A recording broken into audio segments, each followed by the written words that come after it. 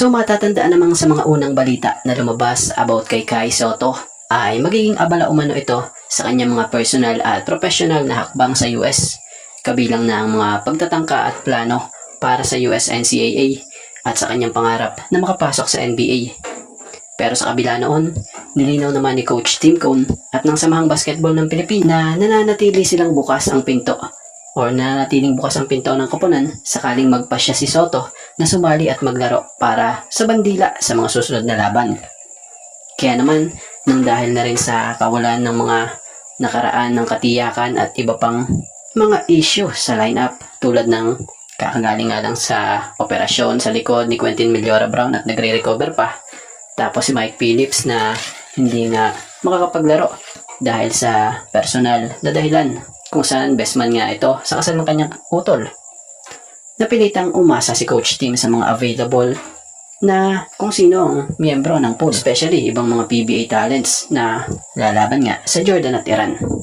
Pero sa kabila ng lahat, tila ngayon ay nabunutan or mabubunutan ng tinik ang Gilas Pilipinas matapos mapabalitang maglalaro umano ang 7'3" nating pambato sa FIBA World Cup Asian Qualifiers dito sa 4th window na si Kai Sotto. Batay nga po yan sa nilabas na update ng spin sa panulat ni Mr. Homer Sison. Maging sa live din ni Sir Paukas Sports, binanggit din ito kung saan kausap niya si Sir Homer Sison. So credit din po and thank you. So yan nga po ang patunay. Baka kasi sabihin ng iba fake news na naman ito. So tara, patuloy tayo sa ating topic.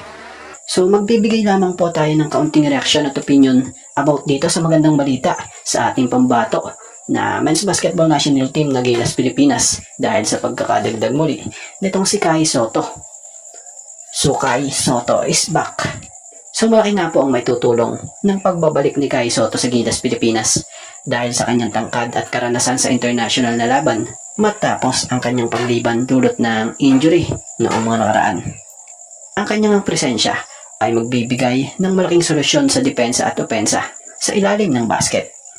Ang kanyang 7'3" na tangkad ay epektibo sa pagbigil o pagblock ng mga tira ng kalaban sa loob ng shaded area. Bukod pa dyan rebounds at puntos, kaya niya makapagbigay ng mga option para sa malalapit na tira at dagdag pulot ng bola sa ilalim o rebounding. Isa pa, yung chemistry sa koponan, kung saan pamilyar na nga siya sa sistema ng Gilas Pilipinas at sa mga kasamahan niya gaya nila Junmar, ni Dwight Ramos, kaya madali na makapag-a-adjust muli o makasasabay sa play ni Coach Tim Cone. So matatandaan namang kamakailan lang ay nabanggit ni Coach Tim na crucial na ang mga magiging laban na kung saan kung gusto nga nila makapasok sa World Cup, kailangan talaga nila maipanalo ang laban gaya sa Jordan at Iran na siya nga pong timing ngayon dahil malaking bagay sa Gilas Pilipinas ang pagbabalik ng isang 7'3" Kai Sotto dahil ang kanyang partisipasyon nga ay magpapalakas sa tiwala ng koponan lalo na sa mabibigat na laban sa mga susunod na international window. So ano masasabi nyo? Masaya din ba kayo sa pagbabalik Gilas Pilipinas muli nitong ating pambato rin na si Kai Sotto para tumulong sa Gilas Pilipinas dito sa 4th window ng FIBA World Cup Asian Qualifiers? So napakagandang araw nga ito para sa mga Pinoy fans ng Gilas Pilipinas dahil sa makikita na muli nating maglaro para sa bayan ang ating pinakamalaking manlalaro at pambato na isang 7'3" center big man na si Kai Sotto para nga sa ating Men's Basketball National Team na Gilas Pilipinas. So ang paglalaro muli ni Kai Sotto sa Gilas Pilipinas ay siyang dapat pangambahan ng Jordan at Iran na siyang makakalaban nga sa 4th window ng FIBA World Cup Asian Qualifiers. Dahil nga sa tangkad at haba ng wingspan ni Kai Sotto, isa ito sa big factor para mahirapan ang Jordan at Iran. So bukod pa doon, bit ni Kai ang mataas na IQ sa basketball dahil hindi lang siya basta malaki. May mga skills din siyang bihira mo makikita sa big man ngayon, gaya ng husay sa pagpasa. Ilan nga sa inaasahang magiging malaking problema ng Jordan at Iran sa pagbabalik sa Gilas Pilipinas ni Kai Sotto for Window 4 ng FIBA World Cup Asian Qualifiers ay unang-una, yung tangkad nito na 7'3". Mahihirapan talaga dito ang mga mas mabababang sentro ng Jordan at Iran na pigilan ang kanyang pagtaas para sa tira o rebound sa ibabaw ng rim. Pangalawa, yung passing IQ niya or husay sa pagpasa. Nakakagawa nga siya ng play mula sa poste at nakakapasa sa mga sumusugod na kakampi gaya ng ginagawa ni Justin Brownlee. At pangatlo ay ang pagiging rim protector niya, kung saan kaya niyang pigilan ang gaya ng mga layup or tira sa loob ng shaded area gamit ang kanyang mahahabang kamay. Kagandahan pa ngayon kay Kai Sotto nga, mas matured na nga na Kai Sotto ang ating makikita ngayon. So yan talaga ang magiging problema ng Jordan at Iran dito. So lumihis tayo ng konti sa main topic natin. Lumiban tayo sa Jordan. Kung sisilipin natin yung big man nila, may dalawa tayong nasisipat na posible nga nila itapat kay Kai Sotto. Gaya nitong mga pangunahing big man ng Jordan, unang-una ay itong si Ahmad Al-Duwairi na kilala ngang dominanteng 7-footer center na siyang kilalang leader sa ilalim ng board para sa team ng Jordan. Pangalawa nga ay itong si Muhammad Hussein, isang eksperyensadong center na karaniwang katuwang ni Al-Duwairi sa rotation sa paint. Sa Iran naman, meron pala sila ditong 7'2" center na si Hassan Al-Yakbari. Isa sa pinakamataas na manlalaro din sa Asia na nagbibigay ng mataas o ng taas at protection sa ilalim ng basket. So sa tingin naman natin dito, kayang-kaya ito ni Kai Sotto, lalo't kung di tayo nagkakamali, hindi gaanong nabababa dito sa Iran. At saka, tingin natin mas bata si Kai Sotto rito, so mas maliksi ang kayang gawin ni Kai Sotto. At mas malaki nga po or ibang estilo ng paglalaro ni Kai Sotto dito kumpara sa big man na ito ng Iran. Sumunod nga dyan ay itong 6'8" center na si Solar Monji, isang aktibong sentro na sumasandig sa kanyang pisikal na laro at kadalasan yung maaasahan sa rebounds at depensa. At sumunod na dito ay yung 6'7" power forward na si Arsalan Kazemi, ang siyang eksperyensadong forward na nagdadala nga ng hustisya sa rebounding at leadership para sa team. So yun yung tatlong yan ay naglaro lahat yan sa nakaraang third window. Pero syempre abangan natin or tingnan natin kung makakasama ba sila muli sa fourth window ng FIBA World Cup Asian Qualifiers. Dahil kung kasama nga sila, asahan yung mga yan ay babangga sa 7'3" big man nating si Kai Sotto kasama ang Gilas Pilipinas players. So good luck para sa Gilas Pilipinas sa fourth window ng FIBA World Cup Asian Qualifiers. At sana makuha natin ang mga panalo dito. At syempre magpugay din ang lahat dahil nagbabalik na nga si Kai Sotto para sa Gilas Pilipinas. So isa din pala ang naunang post na ito ng Samahang Basketball ng Pilipinas na tila naging hint nila sa mga fans kung saan mapapansing si Kai Sotto, yung nasa litrato at yung 11 days to go. Alam naman nating jersey number ni Kai, yung number 11. At kung susuriin, may nakasulat sa caption nila na lock in.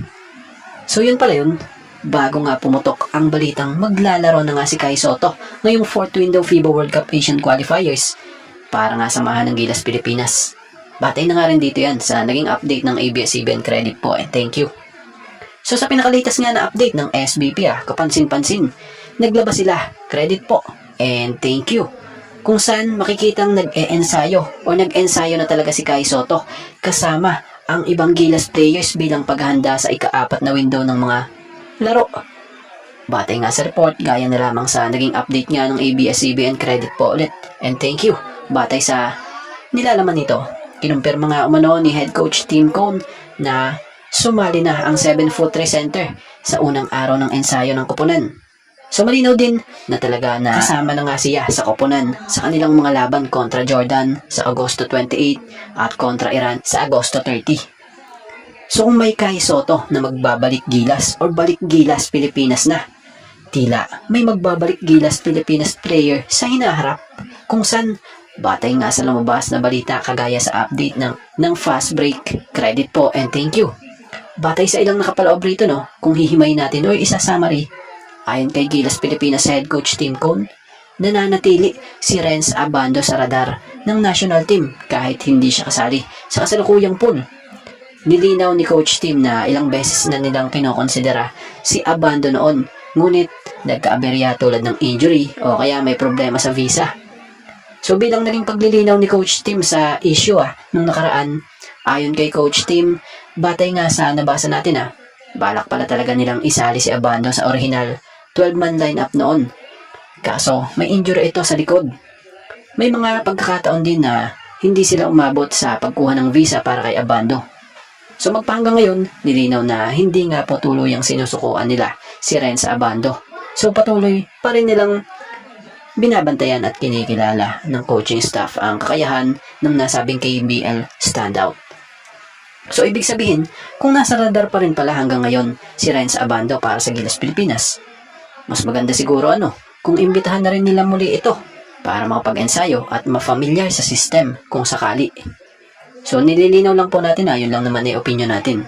Dahil para sa opinion pa nga natin, kung halimbawa mang ilahok ang isang Renz Abando sa lineup ng Gilas Pilipinas, malaki talaga ang maitutulong nito sa Gilas Pilipinas, kung saan kayang-kaya niya nga pong bantayan ang mga kahit pa malalaking guard o wing player ng kalaban gamit ang kanyang bilis at agresibong depensa.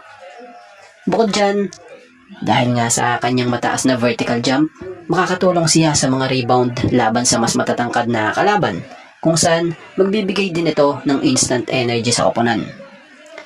Ang kanyang ring eksplosibong galaw ay epektibo sa transition of fast break plays na magbibigay ng matinding puntos para sa bansa.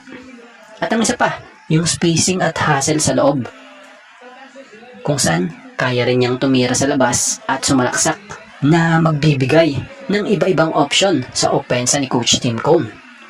So ano sa palagay nyo? So ang mahalaga ngayon nga sa mga mag-aabang dyan kay Renz Abando, tila baka nalalapit na muli natin siya makita sa Gilas, dahil nilinaw nga na nasa radar pa rin nga ngayon ito ng Gilas Pilipinas. So sa ngayon, sa mga nakaabang kay Renz Abando, waiting nga muna tayo.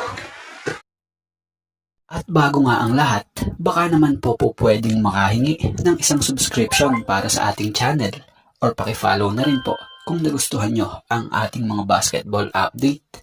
At kung ito na may makakabigat para sa inyo, kahit isang like and share na lamang po. Maraming salamat po.